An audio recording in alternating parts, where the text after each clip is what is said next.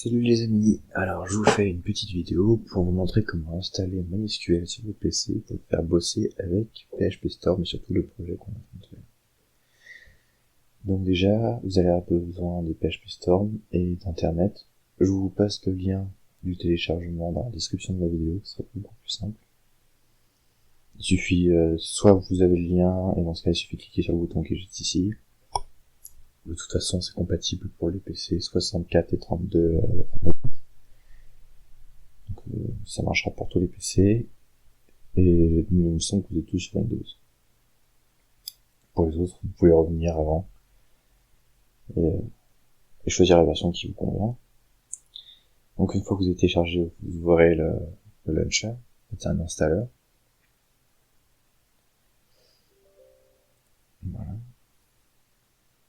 Et là, il va falloir faire attention parce qu'en fait, il y a un paramètre qu'il faut absolument changer, sinon ça ne marche absolument pas.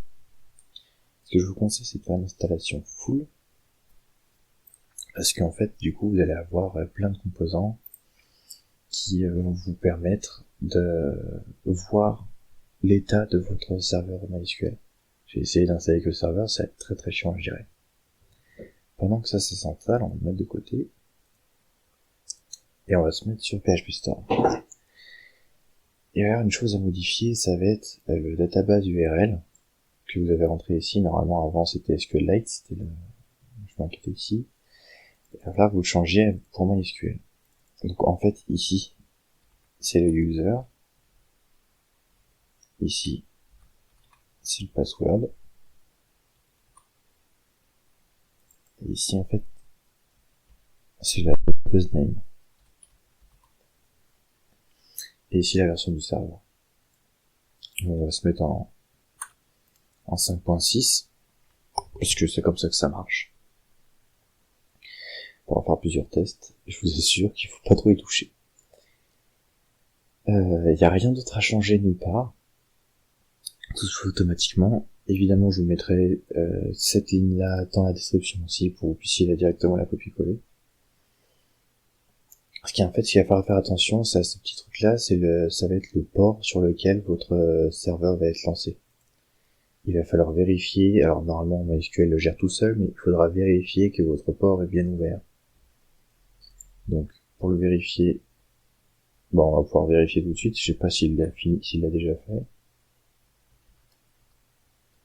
Prenez un CMD et vous tapez net stat.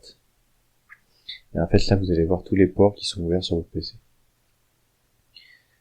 Donc après, ça, c'est les autres ports. Tout ce qui vous intéresse, c'est ce qui est en 127.0.0.1 ou en 0.0.0.0.1 selon votre système. Et donc là, on voit que le plus petit port qui est ouvert, c'est le 49, et nous, ce qu'on veut, c'est le 3.3.0.6. Donc celui-là, il n'est pas ouvert, parce qu'il n'a pas encore fait l'installation, donc on verra quand il aura fini. Voilà. Donc maintenant, en fait, il va falloir configurer votre installation de MySQL. Donc là, tout ça, vous pouvez passer. Vous pouvez regarder si vous voulez, mais je vous conseille de pas trop y toucher. Donc ici, vous voyez, on a bien le port. Méthode TCP, c'est bien ce que nous on cherche. Donc on continue. Et en fait, là, c'est ultra important. Surtout, vous vous mettez ici. Cette méthode-là, en fait, n'est pas supportée par le driver qu'on utilise. Je sais pas pourquoi, mais en tout cas, il n'est pas du tout supporté. Il faut absolument utiliser cette option-là. Voilà, et en fait ici, vous allez mettre votre root password. Alors votre root password, vous pouvez mettre ce que vous voulez, root, moi j'ai mis crowdfunding. De toute façon, personne à part vous va y accéder, donc c'est pas très grave. L'essentiel c'est que vous vous en souveniez. Voilà.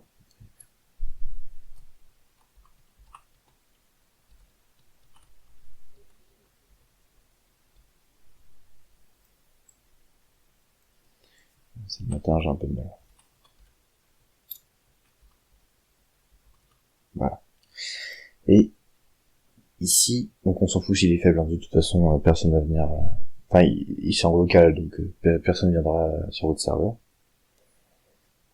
Si vous pouvez ajouter un username, si vous voulez pas vous connecter directement en route depuis votre fichier 1, vous pouvez ici créer un user qui aura les mêmes privilèges qu'un root quasiment, et qui pourra tout à fait se connecter. Donc là, vous cliquez sur suivant. Vous pouvez laisser tout activer, sauf peut-être ça, si vous avez un système lent, donc a du mal à démarrer, vous pouvez le désactiver pour éviter que ça se lance au démarrage. Sinon ça va vous prendre de la ressource et vous allez démarrer MySQL sans forcément le vouloir. Mais au pire, vous pourrez toujours le désactiver plus tard, c'est pas très grave. Ici, vous pouvez tout laisser et commencer l'exécution. Vous vérifiez que tout se passe bien. Si ça se passe bien, on a déjà fait la plus grosse partie du boulot.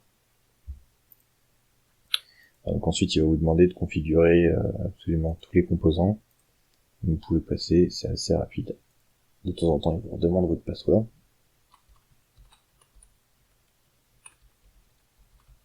Voilà.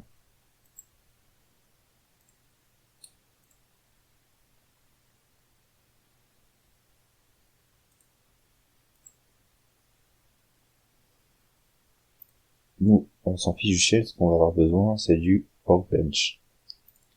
Voilà. Donc ici, oui. Ici, on peut réessayer. Et vous avez bien votre port qui est ouvert. Voilà. Ça confirme que l'installation est bien passée.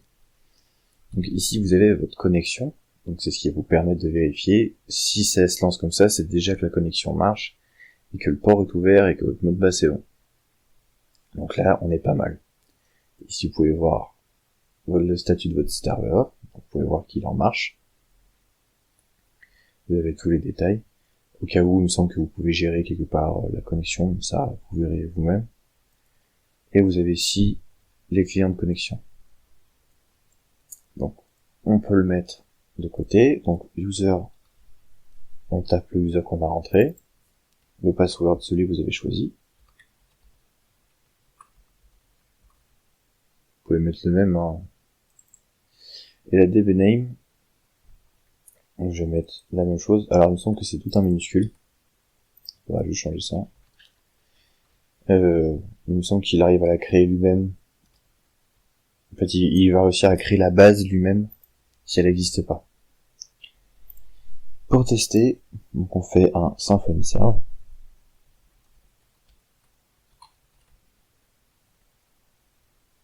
Voilà, il s'est bien lancé, parfait. Et alors, comme je me souviens jamais de la commande, comme ça au passage, je vais vous montrer comment est-ce qu'on fait pour créer une base. Vous tapez Symfony Doctrine. Hop. Et ici, vous avez la commande pour créer une base. C'est pareil qu'un make migration, mais sauf que justement, on fait pas la migration. Et ça va créer la base aussi.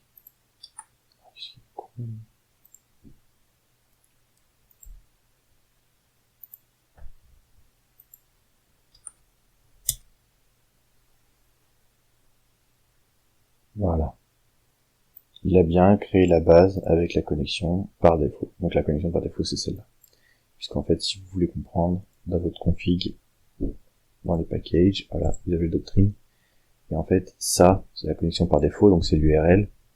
Donc c'est exactement ce que dans votre .env, vous avez défini comme URL. Voilà. Et donc il a bien créé la database, et donc vous venez de passer votre database sous MySQL.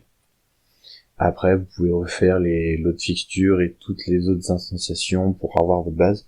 L'avantage, c'est que là, la base sera toujours là. C'est-à-dire, même si vous rejouez votre installation au complète, si vous gardez la même connexion, du coup, vous avez la même database, vos données ne seront pas perdues. C'est ça l'avantage par rapport à SQL. Voilà. N'hésitez pas à me dire si vous avez des questions. Et bon courage.